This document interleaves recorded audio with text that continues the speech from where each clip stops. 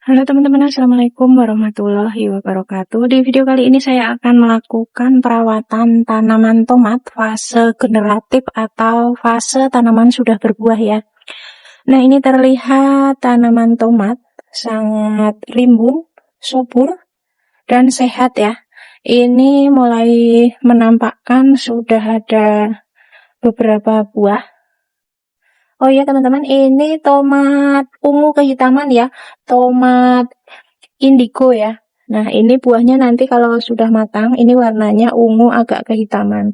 Nah, seperti ini kurang lebih umurnya tuh sudah 2 bulanan lebih ya. Nah, ini buahnya seperti ini.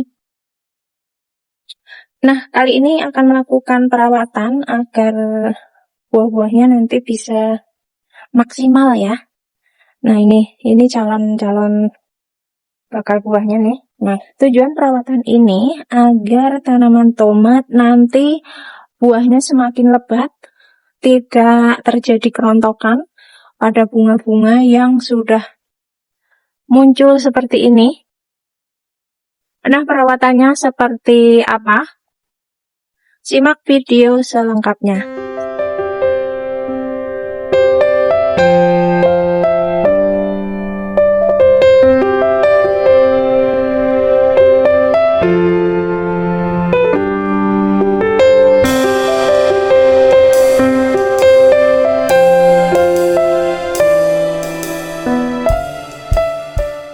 Nah, sebelum melakukan perawatan fase generatif atau fase pohon tomat saat berbuah, akan saya ulas sedikit tentang perawatan awal tanaman tomat ya. Yang pertama, penempatan tanaman tomat ya. Kita itu sebaiknya menanam tomat yang terkena sinar matahari. Nah, ini ditanam di depan ya, jadi terkena sinar matahari sepanjang hari. Kalau tidak dapat posisi yang seperti ini, bisa ditanam di yang terkena sinar matahari itu minimal 6 jam. Akan saya perlihatkan yang pertumbuhan tanaman tomat dibandingkan yang ini dengan yang hanya dapat sinar matahari 6 jam. Nah, ini ya. Ini tanaman tomat ditanam bersamaan dengan tanaman yang tadi ya, tapi tidak terkena terlalu banyak sinar matahari. Pertumbuhannya seperti ini. Jika dibandingkan sama yang di depan tadi, ini lebih lambat ya, walaupun bisa berbuah juga. Nah, ini buahnya, tapi tidak sesubur dan selebat yang berada di depan tadi ya. Ini bunga-bunganya nih. Ini juga sudah mulai banyak berbunga ya. Nah, ini perbedaannya ya. Jadi lebih baik yang terkena banyak matahari. Yang pertama itu sinar matahari, faktor penentu kesuburan tanaman tomat ya. Terus yang kedua ini media tanam ya. Nah, media tanam ini sebaiknya yang banyak mengandung unsur hara organik ya. Ini misalnya saya memakai tanah gembur, kemudian sama kompos sampah organik dapur ya. Nah, seperti ini gembur ya. Terus untuk perawatan selanjutnya saya akan kembali ke tanaman tomat yang di depan tadi.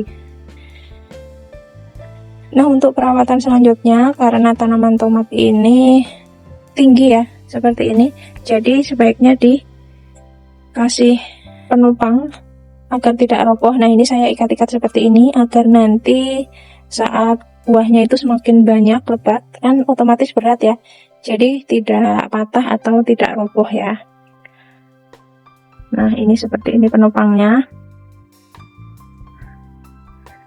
Kemudian untuk perawatan selanjutnya pemupukan ya, karena tomat ini baru berbunga dan berbuah, jadi memerlukan banyak nutrisi ya untuk menunjang agar bunga-bunga dan buah nanti tidak rontok. Ya, bisa menggunakan pupuk organik atau pupuk kimia, itu pilihan teman-teman. Kalau mau memakai pupuk kimia itu yang tinggi kalium dan fosfat ya. Kalau mau memakai pupuk organik itu bisa memakai pupuk misalnya kulit pisang, cangkang telur. Nah, tips selanjutnya untuk penyiraman ya. Penyiraman itu nggak boleh telat. agar tanaman tomat bunganya itu tidak rontok ya. Nah, selain penyiraman, ini media tanaman tomat saya tutup menggunakan mulsa. Ini saya menggunakan serabut kokopit, tujuannya agar media tanam tetap lembab dan mencegah tumbuhnya rumput liar atau gulma di sekitar tanaman tomat. Dan untuk tips selanjutnya, ini sangat penting ya, pemangkasan ya. Ini tanaman tomat biasanya akan tumbuh tunas-tunas air seperti ini. Akan dibuang tunas-tunas air. Selain pemangkasan tunas air, tanaman tomat terlalu rimbun seperti ini akan mudah mengundang hama ya. Jadi terlalu lembab, dan sebaiknya akan dilakukan pemangkasan di daun-daun tua yang paling bawah. Nah, yang sudah menguning seperti ini sebaiknya kita pangkas, dan memangkasnya juga jangan terlalu ke sini ya, tapi agak maju ke sini. Kita pangkas untuk mengurangi kelembapan agar tidak mudah terserang hama ya. Nah, ini tunas-tunas air yang tumbuh seperti ini juga kita buang. Kita buang semua daun-daun yang sudah tua seperti ini agar tidak mudah terserang hama. Nah, ini cahaya matahari akan mudah masuk di sekitar tanaman tomat ya. Nah, seperti ini tunas air juga dibuang semua tunas-tunas airnya.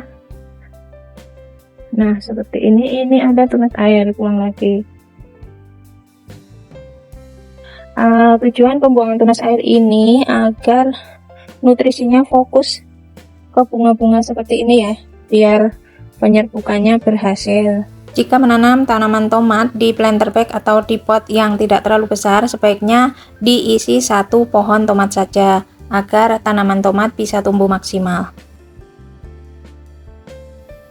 Nah, untuk percabangan cabang Y seperti ini kita pertahankan agar buahnya itu makin banyak ya.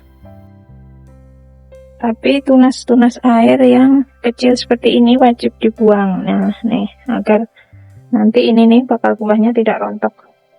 Kemudian agar perkembangan buahnya ini bisa serempak besarnya, ini bunganya kita kurangi, dipangkas di yang pucuk nih, nanti ini agar besar.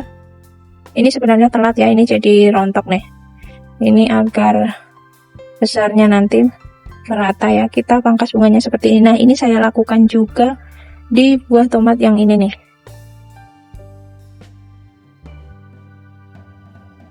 Nah, ini saya lakukan di buah tomat yang ini nih. Ini besarnya hampir merata ya.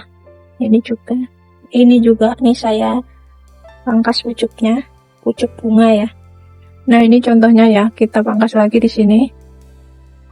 Nah, ini nanti biar cepat besar buahnya. Ini juga bisa untuk mengurangi kerontokan, itu cara saya ya. Nah, ini juga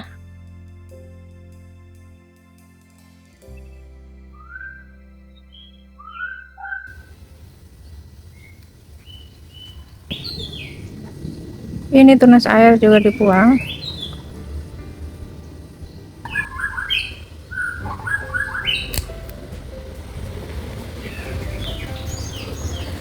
Nah, pemangkasan tunas air dan daun-daun tua sudah selesai. Nah, ini ya, mulai terlihat kutu putih ya. Kutu putih seperti ini. Ini biasanya menyerang tanaman kalau kondisi tanaman itu lembab ya. Kemudian tahap berikutnya akan dilakukan penyemprotan ya, penyemprotan pestisida.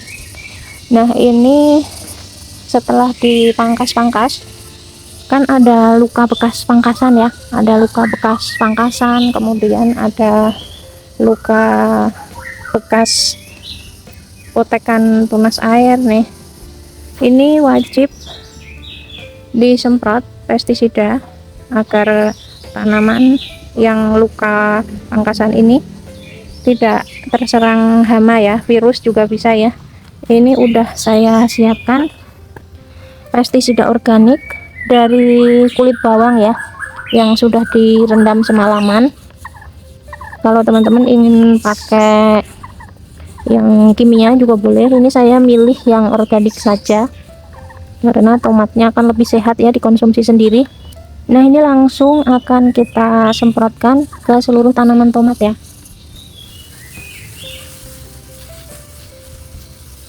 Ini selain untuk mencegah hama,